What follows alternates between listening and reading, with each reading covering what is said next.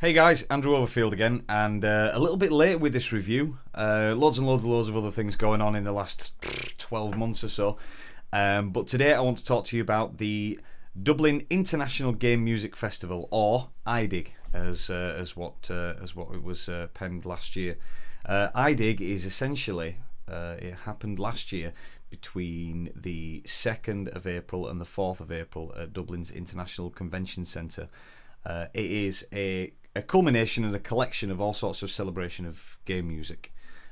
So from the inception of it, from composition and creation and recording, all the way up to just listening to some music. People having fun, people enjoying themselves, lots and lots of different things going on. Anyway, what I want to do today is I want to talk to you about and essentially give you my perspective and my review of iDIG 2015. I'm going to start off with a little bit of a breakdown of what happened on the days, discuss my kind of thoughts and opinions about it, also discuss this year's iDIG, which is happening towards the end of April, 29th of April, in similar sort of location over in Dublin. So yeah, I thought I'd just go from there. So iDIG, essentially it's the brainchild of a small handful of individuals. You may know these people as Craig Stewart Garfinkel, Emma Noon and Tommy Tallarico. They have all worked closely together over the years throughout working on Blizzard games and things like that, as in the World of Warcraft, StarCraft franchise and such. And they all wanted to bring together an event, Craig and Emma, they wanted to bring together an event where all of the friends could get together and celebrate music that they've created for games, that their friends have created, and just essentially have an excuse to hang out. And I'm sure you'll also hear them, explain that in certain loads of other interviews and what have you. They just want to have fun. Along with the help of Tommy Tallarico, you may know he's the founder of GANG, which is the Game Audio Network Guild, as well as all of his other outstanding achievements in the field of video game music.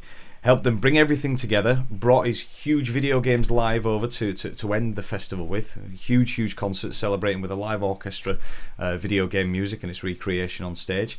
And yeah, essentially they brought the whole thing together. It is solely based on camaraderie and friendship and just essentially wanting to get all your friends together just to have a bit of a good time. And in turn, viewers get to go, players of video games, makers of video game music, and people just generally interested in the field are able to go and have a good time. Unlike many other conventions and events and kind of networking kind of places that I go to, I wouldn't necessarily say that it's similar to any other event that I usually go to.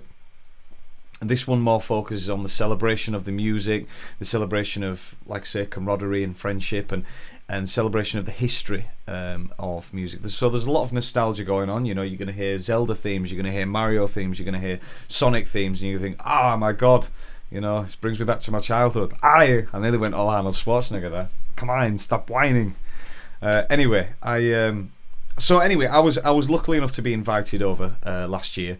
I met up with a couple of friends while I was over there and generally reviewed the event. Conducted a number of interviews, and yeah, it was really good. It was good to get out of the UK for a while and meet up with some people that I don't normally see on a regular basis, which is quite cool.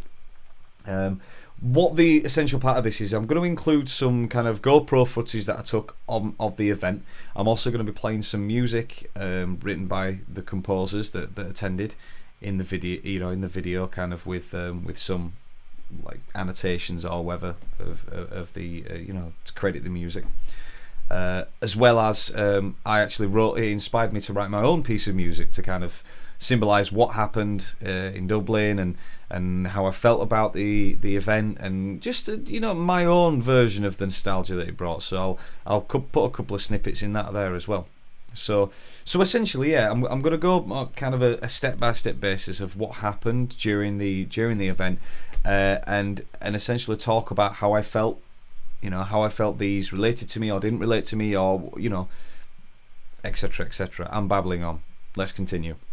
So it kicked off at the Dublin Convention Centre, and originally we were introduced by Craig, and he turned around and started talking about his introduction into the world of video game music, his introduction into the world of composition, his thought process, how he goes about composing things, this, that, and the other, and generally a warm welcome, acting as master of ceremonies for the event, for the 3-day event. He moved into kind of talking about what his compositional processes were like, because I'm sure there were plenty of people in the audience that weren't just fans of game music, but also creators of video game music, or creators of music in general.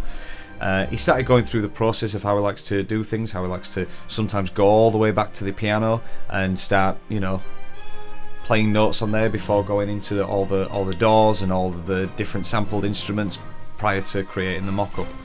The mock-up being the digital recreation of what the orchestral sound might, or the orchestra might sound like. He let us listen to a track which was previously called Bloody Freedom, which was features in the Warlords of Draenor. Warlords of Draenor? World of Warcraft expansion. Bloody Freedom. And we let us listen to it, the actual piano version of it, and it was la da da da da, that kind of thing.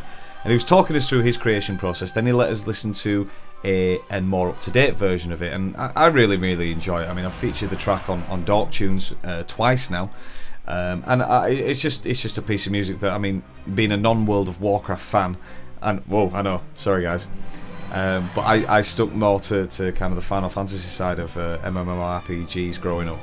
But either way, I can completely appreciate, that, I mean, it's a huge community, and Blizzard have done really well for themselves. But yeah, so we're listening to that, and we're listening to the breakdown of all the things, why he decided to use this instrument at this time, and this, that, and the other. It wasn't a huge, in-depth, oh my god, this is what I did, and I took this note, and I went to this note, and I decided how will that clarinet play against that, this, that. It was a more overall procedural type. Well, I thought about this, and I did that, and I did this, and I did that, and it was informative. Yeah, I liked it. I enjoyed it. It was good, because it's always nice to listen to other composers and their processes. You might sit down and you think, oh well, I'm usually writing like this, and then you hear someone else say, well, actually no, I actually store my some of my samples on my main hard drive because it's like, whoa, actually yeah, I didn't think about that because I always use it. So it's nice to listen to other composers' processes. So yeah, Craig introduced us to the event itself, gave us an insight into who he was and his background and the friendships that had been created by this kind of band of merry men and women. And it looks as though we were in for a good few days. Now, alongside the talks that were given over the primary 2 days, we also got a chance to listen to some live music ensembles in the actual in the conference room itself, not the Great Hall. And we had a number of musicians, bands, solo artists that had come in just to break things up a little bit and just celebrate the music itself. One of those is a lovely young gentleman called JJ McNamara, who just got out with his piano, had his piano ready, and he did a beautiful melody of all sorts of different video game music, going from Tetris all the way up the scale, and yeah, people were enthralled. People were really, really, really enjoying it. I know that I had my GoPro out, and I was like, oh my god, check this guy out, this, that, and the other, and it's really nice, especially when you hear. I mean, I'll lead up to it when I come to the video games live part, but it's really nice to hear video game songs that have been themes that have been the narration to your childhood growing up playing 8-bit, 16-bit consoles and leveling up, if you will, up to a 30-year-old man. It's nice to hear songs played with different instrumentation. It's nice to hear a different variation on that theme, and on an actual live acoustic instrument as opposed to a digital synthesizer or what have you. So, but I mean, JJ's performance was great. We also got a chance to have an in-depth conversation or an in-depth chat with Christopher Tin and Tommy Tallarico. Now, I've already explained to you who Tommy Tallarico is. Christopher Tin is also a video game music composer. He's one of the only game composers to have received a Grammy win, I believe, for his piece of music Baba Yetu, which is featured in the Civilization genre of games. Baba Yetu is a track that I've loved from ever since first hearing it the first time. Now, they were talking about the processes and like how they go about writing music video games, and how Christopher goes around about getting everything in total, and he ended up coming up with Babayatu being the Lord's Prayer, which is, as you know, Catholics and religious people may know the Lord's Prayer in Swahili. Please tell me if I'm wrong.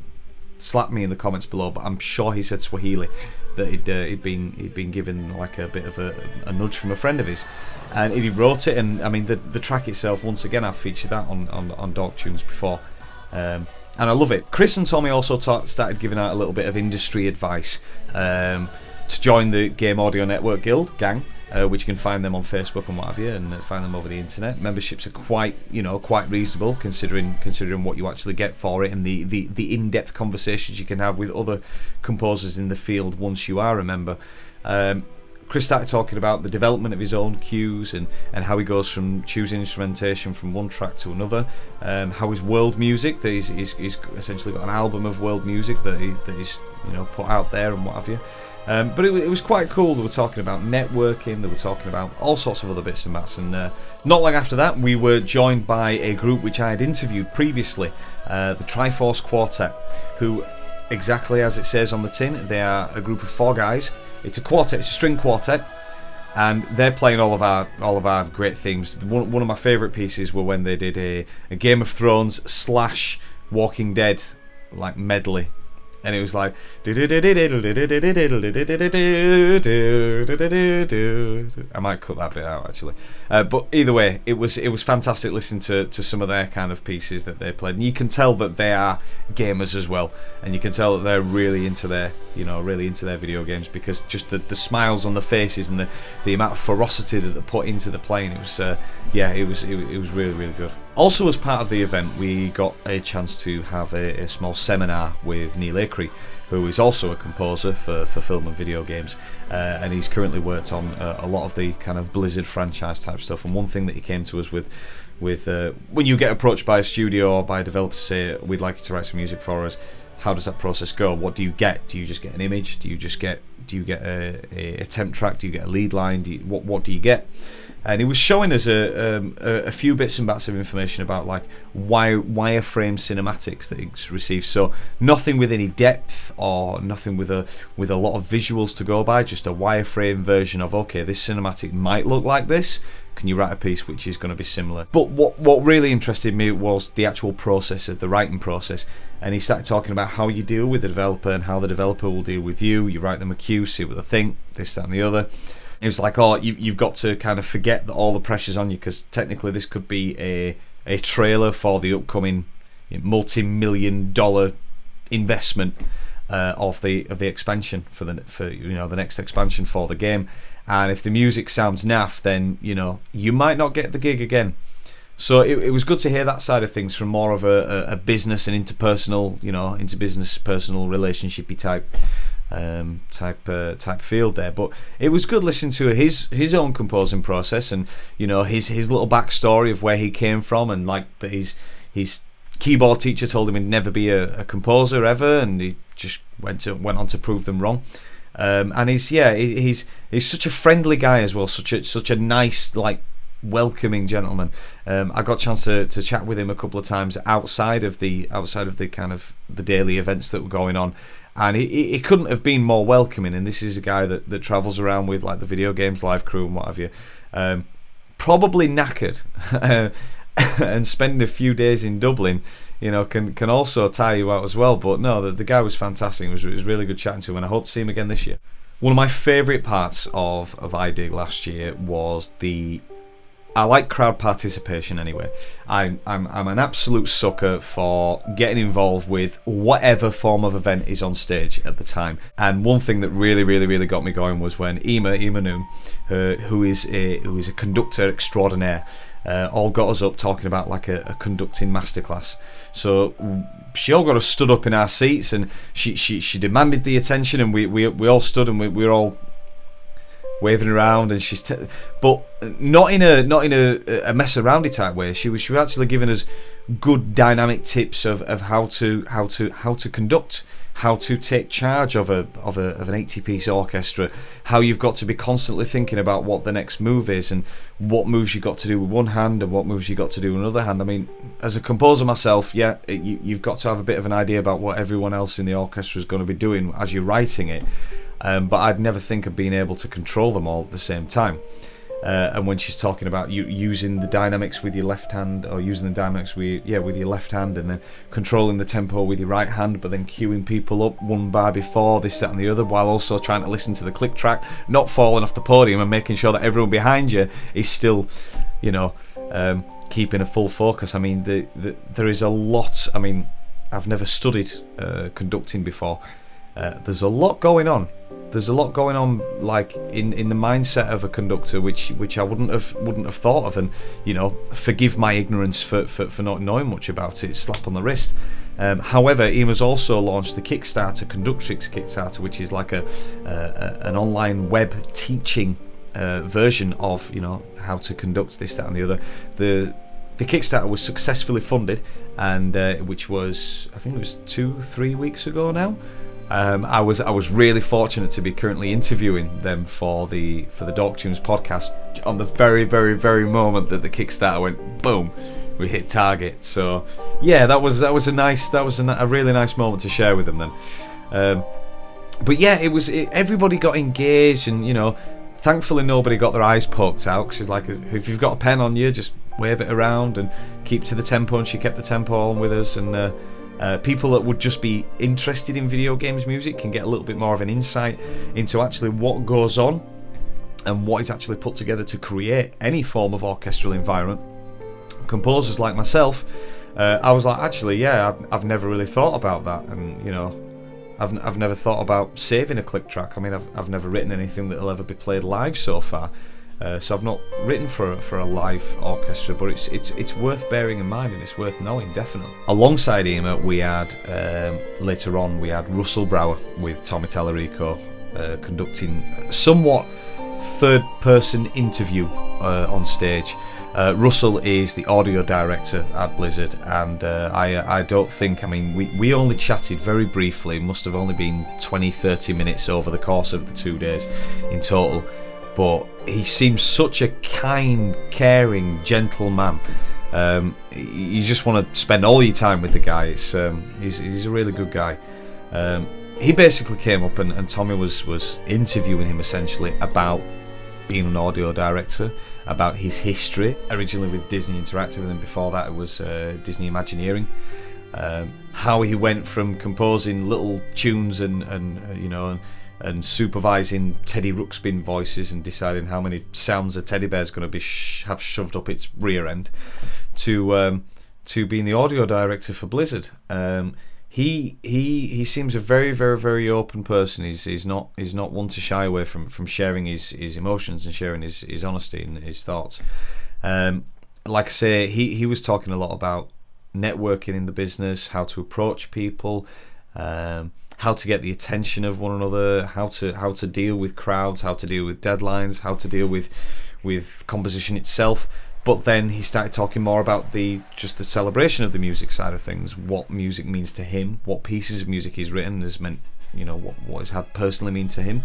And it was good to have a bit of a warts and all conversation, even that you felt like a fly on the wall in between Tommy and Russell. And it was good, and me and Russell managed to have a bit of a chat afterwards, and it was more of it was meant to be an interview for my blog, Composer's Guide, and I had my trusty little GoPro with me, and I'm like, oh hey, can you do an interview type thing? And it went suddenly from we're doing an interview and let's ask some basic questions. How'd you do? How'd you find the weekend? Blah blah blah blah blah. And for some reason, and I don't know why, but I just thought, no, I want to open up to this guy. So the camera goes off, and we just had a talk. We just had a good chat, and it was good to kind of touch base with him. I mean, not being a follower of the Blizzard series of games, StarCraft, World of Warcraft, that kind of thing. very much over my kind of gaming career or gaming life, there was a lot that I didn't know about the studios and about who worked for them and you know who did what and this and the other. So it was good to have a bit of a gander with him, and hopefully we'll get a chance to catch up again this year. Where I'll probably be like that with the GoPro, come on. That was like Arnold, Kermit the Frog, Kermit the Schwarzenegger. Aye, come on, yeah, I'm so happy. Oh god, I must stop doing that. One thing that I did take away from Russell's talk, and I have a motto of my own, and I suppose it's one of the reasons why I'm aging so much at the moment in time. I have a motto where if I'm not doing it, somebody else will be, which I suppose that is, you know, one of the reasons why I'm usually knackered and working so many long days. However, one thing that I took away from Russell was he said never have a plan B, otherwise you'll end up doing that. Which, I mean, if anybody were to give you a piece of advice, that's pretty much up there with don't sit down with a light bulb in your pocket. Very, very, very basic type thing. Don't pick your nose in public. It's one of those must-have type nuggets of information, and I completely agree with him. And he started talking about, well, let's just say you want to be a composer, an art designer, an artist, a graphic designer, a programmer, a coder, a level designer. Let's say that's your goal, that's your dream in the video game industry or in any industry. But you think to yourself, well, I've got a plan B, because if that fails, I'll go into finance. If you have a passion, you have to go for it. And I like I say, I couldn't agree. I know I'm rambling on about this small statement, but you know, this is one of the important nuggets of information that I took away from the weekend. I mean, it might not be the same again this year. You know, Russell's advice this year might simply be don't sit down with a light bulb in your pocket. The demo derby. The demo derby was interesting. Basically, a lot of composers were able to submit their music to Craig prior to the festival, and the plan was to have an hour set aside, or 2 hours, I think, set aside where everyone listens. Well, the panels listen to some, you know, a minute or two from a piece of music from which had been submitted. So let's just say 11, 12 people submitted a song. Each composition would be critically analysed by the panel. It's a demo derby, getting critique.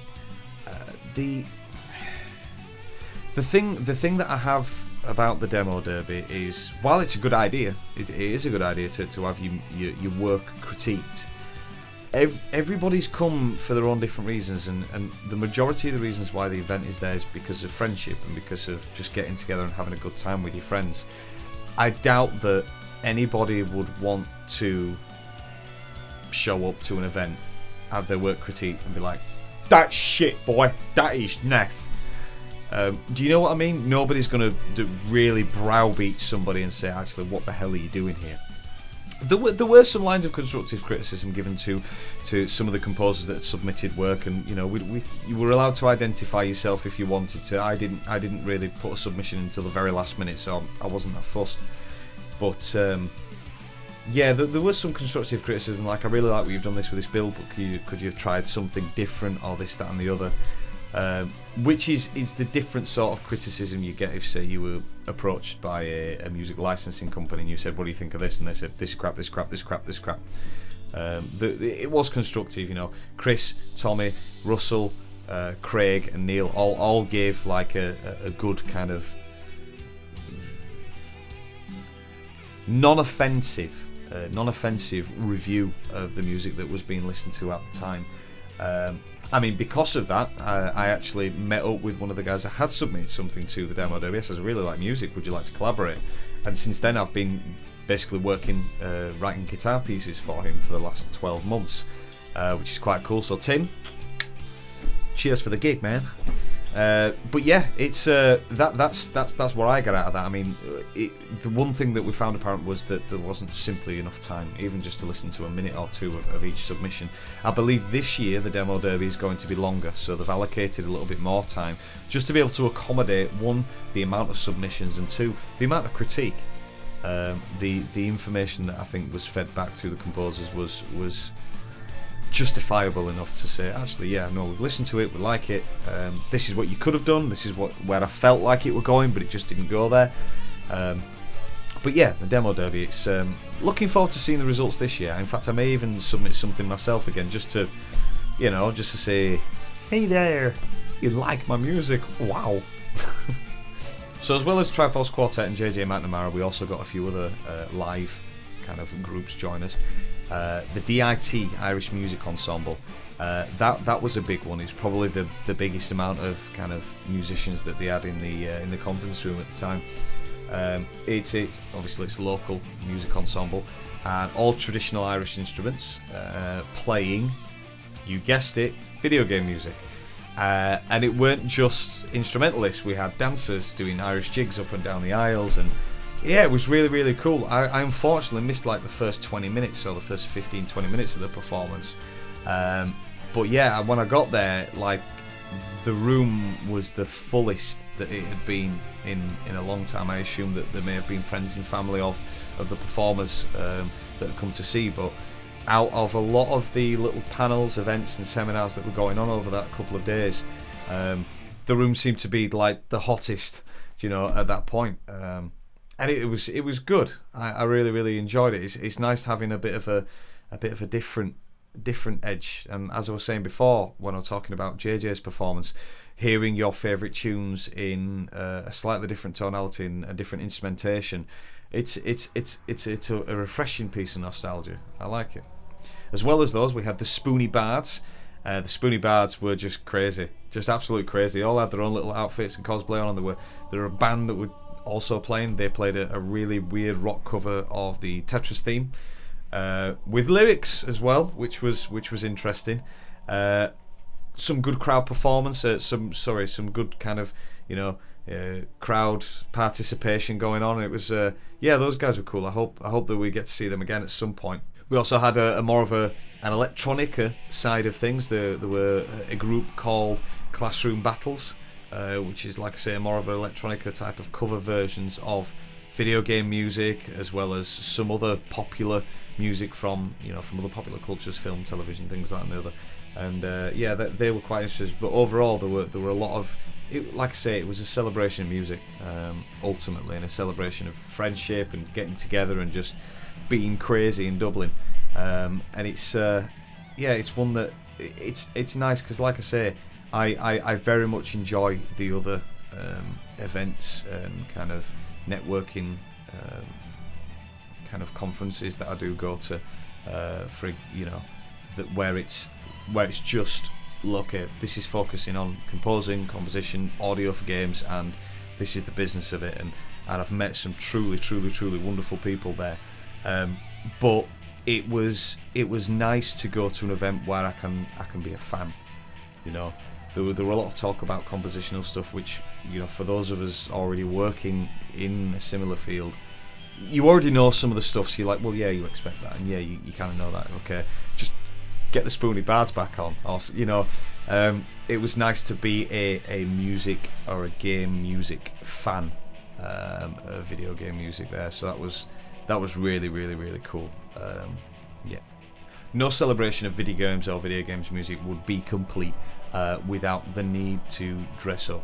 And I don't mean like me in the shirt and the tie. I mean, everyone's around me in like jeans and a t-shirt and what have you. I turn up to every single event in like a shirt and a tie or some form of suit and polished shoes and what have you. And I don't know, I just get that whole, you only get one chance to make a first impression, unless that person's extremely drunk at the time, and then you can see them the day after. But no, everyone around was like jeans and a t-shirt, apart from the cosplayers. There was the cosplayers ball, which was situated in a different part of the city, not too far away, only within 5-10 minutes walking distance. And we'd hired out, they'd hired out like a whole lower area of this bar, and it was just fun, Loads of people dressed up like I saw one guy who was dressed up as the Tuxedo Solid Snake, and I was like, Raiden, tell me about it, Metal Gear. What do you know about Metal Gear? And he was like, you do his voice. And I'm like, and like for like 5 or 10 minutes while he was talking to someone, I was stood behind him doing the voice. Maybe he thought I was crazy. But yeah, everyone was down there. Everyone was having a laugh. We were all having a good time. A nice drink here and there. And it was good to see everyone that had been, you know, the actual more fans of video games and video game music, getting together, just throwing out. And I love cosplay stuff. I mean, I've been to other like Comic Cons and kind of events like the Showmasters tour that goes around the country. I love going to places like that. You get to see people dress up, geeks being geeks, and I love it. And you know, part of me wishes that I could do it myself. But I don't have the time to put together a costume or anything like that. Usually it's like a suit with the Superman t-shirt on it. I'm like, oh, I'm Clark Kent. But yeah, so the cosplayers ball was good. There were some prizes given out for like best dressed so and so, this, that, and the other. But it was really good fun. There was a lot of space as well. You didn't feel like sardines in a tin. There was an outside area where people could go get some fresh air. Local amenities where people could go grab a bite to eat, or this, that, and the other. And but it was good fun to see everyone that you'd been kind of watching on stage for a couple of days and going, oh yeah, coming out and just, hey, how you doing? But it's yeah, it was good fun. And like I say, it's all a big celebration of video games and video game music and friends being friends. So it was nice to be a part of that. Yeah, definitely. We finished off the 3 days. Like I say, it was the 4th, 5th, and 6th. Oh, no, it wasn't. It was the second, 3rd, and 4th of April. The 4th of April ended with Video Games Live. Oh, and it was cool. I mean, I'd previously seen Video Games Live in London the year before, the November before, I believe. And what Tommy likes to do is he go to a city, and they will employ the expertise of insert local orchestra here. And this was no exception. There were a lot of the local Irish chamber orchestras that had been selected to, and the choir to perform with them. But usually there are also guest composers. When I saw them in London, there was Richard Jakes, I believe Austin Wintory. Richard did his the Bloodstone theme, which was pretty cool, you know. And this time in Dublin, obviously there was Russell. There was Emma was there conducting as usual, great. Who else? Craig was there too. He was conducting at some point, which was quite cool. Neil also conducted, I believe, for the first time ever. He'd been taking lessons from Emma, and I believe it was for the first time ever. However, don't hold me to that. And it was just cool, you know. You can see everybody in the audience, all of the kids and all of the parents of kids that are maybe not as in tune with their kids' hobbies, you know. I mean, I know that my parents didn't really care too much for the heavy metal music that I used to listen to as a kid, but seeing that their kids love orchestral music, you know, and seeing how the video games aren't just a very introverted, isolated hobby. It's shared by millions upon millions and millions of people in the world, and having an event like Video Games Live to bring those people together, it's great. And I mean, I love concerts, I love shows. Sometimes I love shows where I can bang my head like Metallica or Machine Head, and sometimes I love to just sit and listen to some beautiful music. And this was like a huge nostalgic trip down memory lane. One of the funniest things, and I was watching, someone actually posted a video of it earlier on. They played a Street Fighter medley, and it was led by Tommy on his guitar. And I tell you what, I'll say some guys, that guy's got some fingers, I tell you.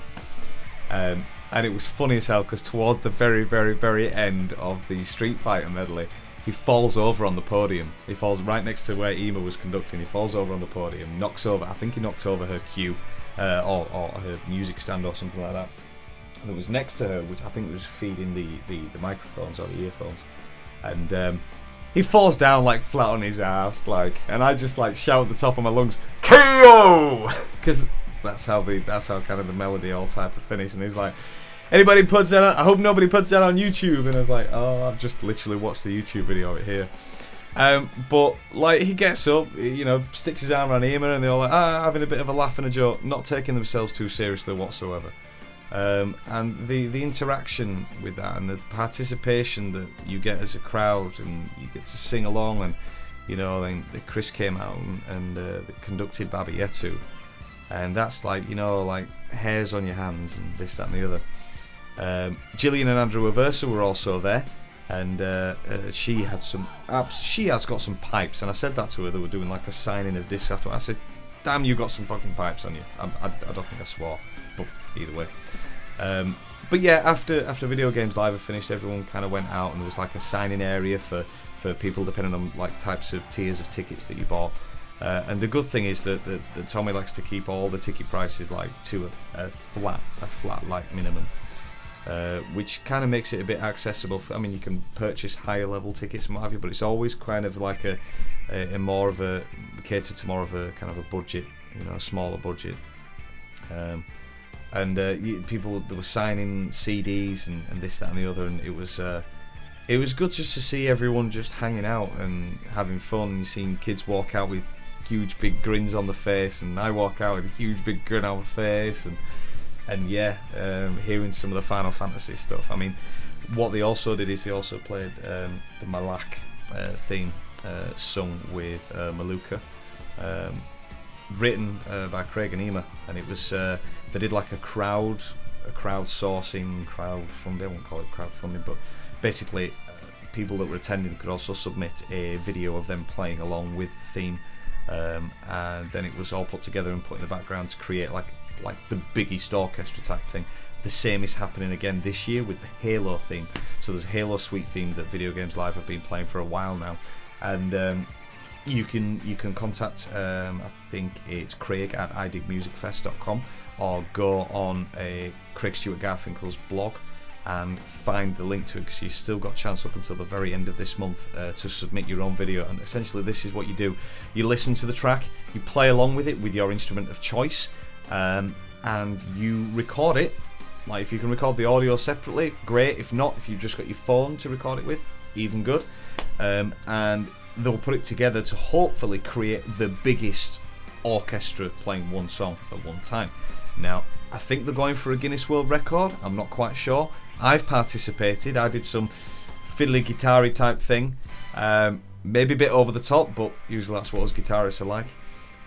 But yeah, I've participated, and it'd be quite cool to do this kind of whole crowd control, crowd created, that's the word, crowd created Halo Suite. So yeah, get on that. Overall thoughts for iDIG 2015. If you believe you're going to an event where it's kind of like GDC, where there's loads of stands and stalls and talks, and or if you think you're going somewhere where it's very formal but more technically technically discussed subjects, if you will, you're not going to get that. You're not gonna. It's not like a TED Talks type thing, seminar. I said to Craig and Ema, we were on Skype a few weeks back, and I said the word that sums it up for me is fun. And I mean, I have fun in different variations. I have fun tidying up my hard drive. I have fun cleaning the kitchen. But overall, iDIG 2015 summed it up for me. It was fun. I mean, not being able to find anywhere to serve as a beer on Good Friday was a real pain. However, that's been avoided this year because the dates are different. 29th of April as well, and tickets are still available for both the event and Video Games Live. So I would either suggest, if you're on the fence about it, I mean, you can always send me a message and just ask me any other questions, this, that, and the other. But there are still, like flights and stuff and whatever, time to get all that sorted. Needless to say, catering for everyone, it's great, because then you've got some music and you get to listen to some really cool covers of some really cool video game music songs. Summing it up, I believe it's worth it. I believe it's worth it to go if you're just a fan of video games, and there's a lot of other projects that have now evolved as part of the iDIG 2015 creation. There's Conductrix Kickstarter, which was kind of kicked off. There is the I think they're going to call it A Link to the Celts. However, I'm not quite sure, which is like a Zelda themed Celtic album. That's kind of evolved from iDIG. I mean, I know I've made a lot of friends just simply by going there. I had a really good time, and I'm looking forward to it again this year. Like I say, in between this, you'll have seen some like GoPro footage, this, that, and the other. To be fair, I'm not a cameraman, and I'm not really a journalist. I'm just a guy that likes writing music. So you might find it either rattle on or the camera's all like shaky. But to be fair, I don't care. It's just it's all fun. So if you do like the thing, this thing to be, give us a like, give us a subscribe, give us a thumbs up, give us a cheeseburger if you will, because I'm a bit hungry at the moment. Ask me any comments or anything in the questions, and share it around as well. Share the video around. I know usually my reviews are quite exceedingly long, not like Mr. Kipling neither, but I do talk a lot, and I try and fit as much in as I can in a very, very, very short space of time. But yeah, this year it is going to be held somewhere different, which I'll actually get up for you there. No, I believe it's only this year. I believe the concert is only the concert that will be held at the convention centre because of some scheduling conflicts. However, there are details on the website to get. It's iDIGmusicfest.com. Yeah, I got it right. iDIGmusicfest.com. You can also find more information on Twitter via at CS Garfinkel, at Emanoon, and at iDIGmusicfest.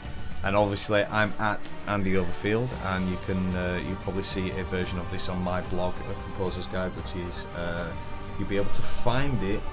See, I still haven't got myself a host yet, so it's going to be andrewoverfieldmusic.wordpress.com or .co.uk or .something. I don't know.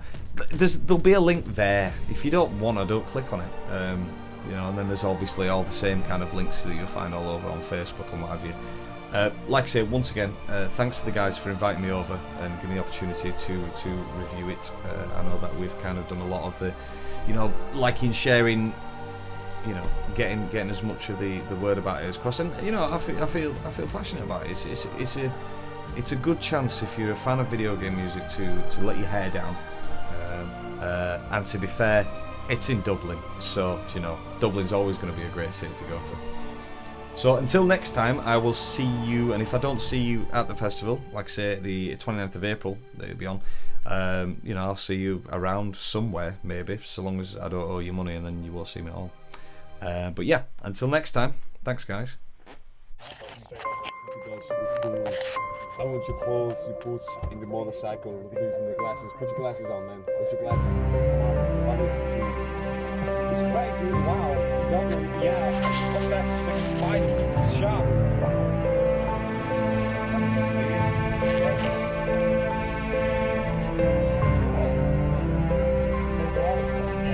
And it's made from stuff. Being consistent goes how far? Peel back. The spire. Look at the size of that thing. That's what she said.